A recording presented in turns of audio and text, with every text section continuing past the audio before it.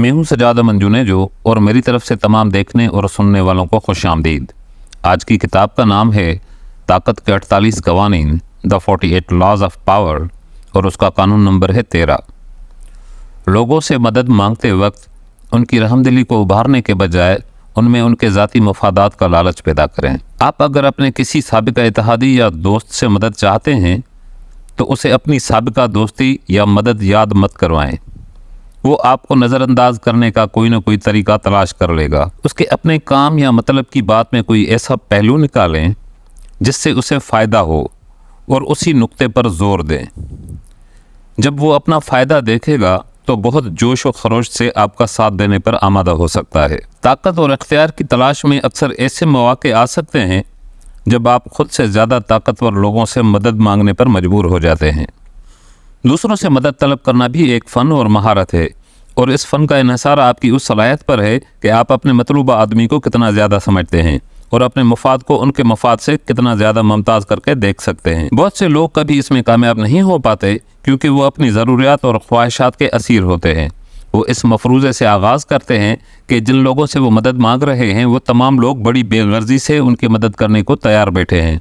वो इस अंदाज में बात करते हैं जैसे कि उनकी ज़रूरियात दूसरों के लिए बहुत अहमियत रखती हैं। बाज़ औक़ात वो बड़े मकासद या जज्बात के हवाले देते हैं जैसे मोहब्बत, दोस्ती और एहसानमंदी वगैरह। वो ऐसे वक्त में बड़ी बड़ी सच्चाइयों और हक़ाइक़ की बातें करते हैं जबकि आम रोज़मर्रा की छोटी मोटी ज़रूरियात ज़्यादा फ़ायदा पहुँचा सकती हैं। वो इस हकीकत को नहीं समझते कि बड़े से बड़ा आदमी भी दर हकीकत अपनी ज़रूरियात और ख्वाहिशात के साथ बंधा होता है, और ऐसे लोग आपको सिर्फ वक्त का ज़्यादा तस्वर करते हैं। इस सारे अमल में सबसे अहम मरहला अगले शख्स की नफ्सियात को समझना है कि क्या वो मगरूर है, क्या वो अपनी साख और समाजी मकाम के बारे में फ़िक्रमंद है, क्या उसके कोई मुखालफिन हैं जिनसे पीछा छुड़ाने में आप उनकी कोई मदद कर सकते हैं, क्या वो पैसे या इख्तियार का लालच रखता है। 12वीं सदी में जब मंगोलों ने चीन पर हमला किया तो हज़ारों सालों से फलती फूलती चीनी तहजीब के मिट जाने का ख़तरा था। मंगोलों के रहनुमा चंगेज़ खान को चीन एक ऐसा मुल्क लगा जिसमें उसके घोड़ों के लिए घास की कमी थी। उसने सोचा कि वो चीनियों के शहरों को मिटा देगा ताकि उसके घोड़ों के लिए घास पैदा हो सके। उस वक्त किसी जनरल, फौजी या बादशाह ने चीनियों को नहीं बचाया, बल्कि एक शख्स चोसाई जो असल में गैर मुल्की था, उसने ये अहम काम अंजाम दिया। वो किसी तरह चंगेज़ खान का काबिल एतमाद मशीर बन गया और उसने चंगेज़ खान को मशवरा दिया कि चीनियों की शहर तबाह करने के बजाय वो हर शहर के हर शख्स पर टैक्स आयद कर दे और उनसे माल व दौलत हासिल करे। चंगेज़ खान को इसमें दानिशमंदी नज़र आई और उसने ये मशवरा कबूल कर लिया। जब चंगेज़ खान ने कैफिंग नामी एक शहर को एक बहुत तवील मुहासरे के बाद फतेह कर लिया तो उसने फैसला किया कि वो यहाँ भी वैसे ही कत्लेआम करेगा जैसे उसने उन तमाम शहरों में किया था जिनमें उसे मज़ाहमत का सामना करना पड़ा था। उसी मशीर ने उसे फिर मशवरा दिया कि मुख्तलिफ शहरों से बेहतरीन इंजीनियर और माहिर तामीर फ़रार होकर इस शहर में आए हैं और उन्हें कत्ल करने से बेहतर ये है कि उनका बेहतरीन इस्तेमाल किया जाए। इससे पहले कभी चंगेज़ खान ने ऐसी रहमदिली का मुजाहरा नहीं किया था। कैफिंग तबाह होने से बच गया, लेकिन दर हकीकत ये रहमदिली नहीं थी जिसकी बुनियाद पर यह शहर तबाही से महफूज रहे। असल बात यह थी कि होशियार चौसाई जानता था कि चंगेज़ खान एक वहशी और जालिम चरवाहा है, उसे तहजीब और सकाफत से कोई सरोकार नहीं था। इसीलिए उसने चंगेज़ खान को वो बात बताकर कायल किया जिसमें उसे अपना फ़ायदा नज़र आ रहा था। ज़ाती मुफाद ही वो महरिक है जो लोगों को ज़्यादा मुतासर कर सकता है। एक बार जब आप उन्हें यह एहसास दिलाने में कामयाब हो जाते हैं कि आपकी दरख्वास्त कबूल करने में उन्हें भी फ़ायदा पहुंचेगा तो उनकी मज़ाहमत जादुई तौर पर गायब हो जाती है। ताकत व अख्तियार की हर सीढ़ी पर आपको यह सीखना होगा कि आप लोगों के अंदर झांक कर उनकी ज़रूरियात और ख्वाहिशात को समझ सकें ताकि आप उन्हें उन्हीं का फ़ायदा दिखाकर इस्तेमाल कर पाएँ। अपनी ज़रूरियात और ख्वाहिशात को अपने रास्ते में रुकावट मत बनने दें। इस फ़न पर अबूर हासिल करने से आपके रास्ते में कोई भी रुकावट बाकी नहीं रहेगी और ऐसी कोई मंजिल नहीं होगी जिसे आप हासिल नहीं कर पाएंगे। मौजू की मुनासबत से एक छोटी सी कहानी। एक दफ़ा का जिक्र है कि एक किसान के बाग में सेब का एक दरख्त था। दरख्त खूब घना था लेकिन उस पर कोई फल न लगता था।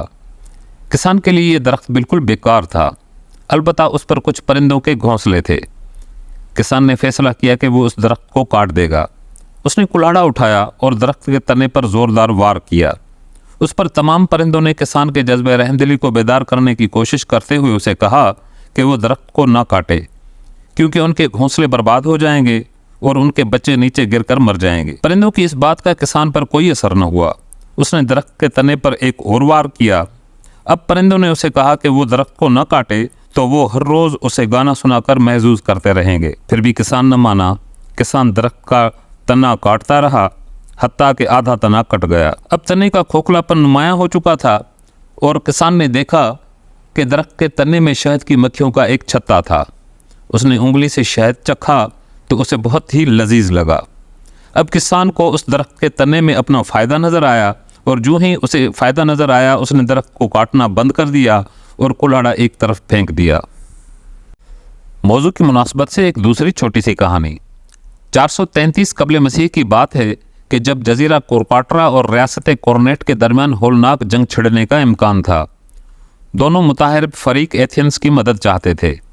ریاست کورپاٹرا کا نمائندہ پہلے ایتھنز پہنچا اور صاف گوئی سے کہا کہ اگر ریاست ایتھنز والے کورپاٹرا کی مدد کریں تو وہ اپنی بحری طاقت بوقت ضرورت ایتھنز کو پیش کریں گے اور مستقبل میں ریاست کورپاٹرا ہمیشہ ایتھنز کے شانہ بشانہ اس کے تمام دشمنوں کا مقابلہ کرے گی۔ اس کے فوراً بعد ریاست کارنیٹ کا نمائندہ بھی ایتھنز پہنچا اور اس نے وہاں زبردست تقریر کی۔ اس نے دونوں ریاستوں کی ماضی کی دوستی کا حوالہ دیا اور کہا کہ اگر اس موقع پر ایتھنز نے کورپاٹرا کی مدد کی تو دنیا اسے بے وفا اور دوست کش ہونے کا طعنہ دے گی۔ اس تقریر نے عوامی جذبات تو بہت بھڑکائے، لیکن جب سینیٹ میں بحث کا آغاز ہوا تو سمجھدار سینیٹروں نے ماضی کے بجائے مستقبل کو ترجیح دی اور فیصلہ ریاست کورپاٹرا کے حق میں کر دیا۔ اصل میں ریاست کورپاٹرا نے ایتھنز والوں سے خود ایتھنز کے مفاد کی خاطر مدد طلب کی جو انہیں مل گئی۔ حاصل مقصد یہ ہے کہ رحم دلی اور احسان مندی پر مبنی رشتے کی ڈور بہت ہی کمزور دھاگے کی طرح ہوتی ہے جو پہلے ہی جھٹکے پر ٹوٹ سکتی ہے۔ ایسی ڈور پر انحصار مت کریں۔ باہمی مفاد کی رسی کئی ریشوں سے بنی ہوتی ہے اور سالوں تک ساتھ نبھا سکتی ہے۔ اسے آسانی سے نہیں توڑا جا سکتا اور یہ بہت لمبے عرصے تک آپ کے کام آ سکتی ہے۔ آپ کو ہمیشہ یہ یاد رکھنا ہوگا کہ اپنا مقام بنانے کا بہترین اور مختصر ترین راستہ یہ ہے کہ آپ لوگوں کو یہ احساس دلائیں کہ آپ کی ترقی میں دراصل ان کا اپنا ہی مفاد ہے۔ یہ تھا سجاد امن جنیجو اور آج کی کتاب کا نام تھا طاقت کے 48 قوانین دا 48 لاز آف پاور اور اس کا قانون نمبر تھا 13۔ میری طرف سے تمام دیکھنے اور سننے والوں کا بہت شکریہ۔